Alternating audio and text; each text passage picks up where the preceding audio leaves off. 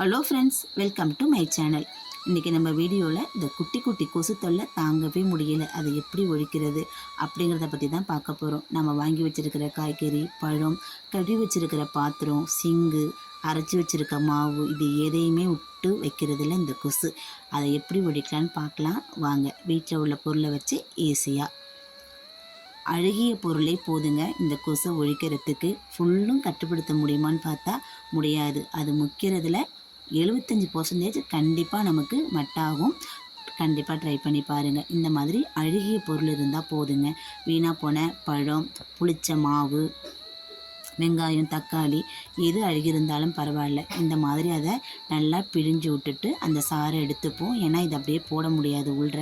அதனால் இந்த பழம் நல்லா அழுகிருக்கு, அதனால் அதை ஃபுல்லும் அப்படியே வச்சுக்கிறேன். இதுக்கு தேவையானது ஒரே ஒரு வாட்டர் பாட்டில் மட்டும்தாங்க. எந்த பாட்டிலாக இருந்தாலும் பரவாயில்ல, இந்த மாதிரி ஒரு பாட்டில் எடுத்துக்கோங்க.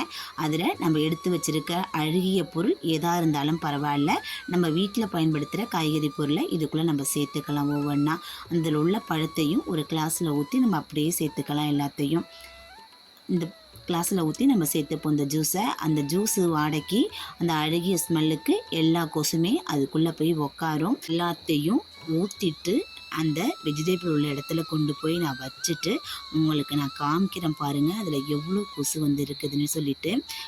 அது கூடவே கொஞ்சம் போல் தண்ணி ஊற்றிக்கலாம். இதுக்கு முக்கியமாக புளிச்ச மாவு இருந்தால் ரொம்ப எஃபெக்டாக இருக்குங்க.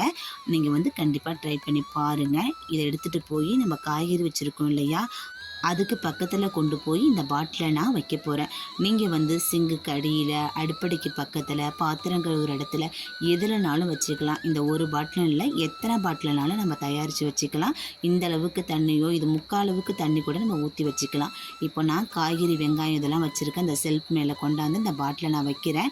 எவ்வளோ கொசு முச்சிக்கிட்டு இருக்குன்னு பாருங்கள். நான் கொஞ்சம் நேரம் கழித்து எடுத்துகிட்டு வந்து நான் காமிக்கிறேன். இது மேலே நான் கொஞ்சம் போல் சுகர் தண்ணி தடவிக்கிறேன். அது அந்த இனிப்பு உள்ள அப்படியே அந்த கொசு போகும். இல்லைன்னா புளிச்ச மாவு இருந்தால் கூட நம்ம தடவி விட்டுக்கலாம்.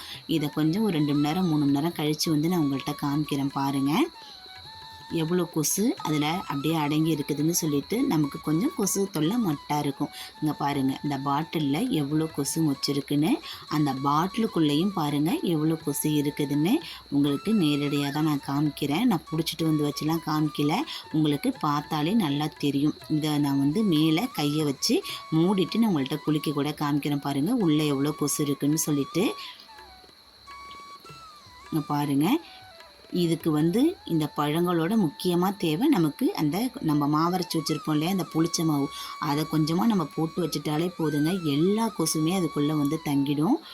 இங்கே பாருங்கள் எவ்வளோ கொசு முக்கியதுன்னு. அப்படியே தண்ணி இந்த புளிச்ச மாவாக இருந்தால் அது உள்ளே இந்த கொசு ஓடிட்டு இந்த பாருங்க, பார்த்தாலே தெரியுது பாருங்கள் உள்ளே எவ்வளோ கொசு இருக்குதுன்னு பாருங்கள். நான் மேலே உள்ளதெல்லாம் நான் ஆட்டி விட்டுட்டேன்.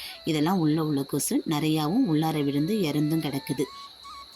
கொஞ்ச நேரத்துக்கே இவ்வளோ கொசு அடையுது. நம்ம ஃபுல்லும் வச்சுருந்தோம்னா நமக்கு அங்கங்கே நம்ம ரெடி பண்ணி வைக்கும்போது நிறையா கொசுக்கள் அதில் விழும். நம்ம கொண்டு போய் வெளியில் ஊற்றிட்டு நம்ம மறுபடியும் புதுசாக இந்த மாதிரி க்ளீன் பண்ணி எடுத்து வச்சுக்கலாம். கண்டிப்பாக அந்த டிப் உங்களுக்கு பயனுள்ளதாக இருக்கும். ட்ரை பண்ணி பாருங்கள். தேங்க்யூ.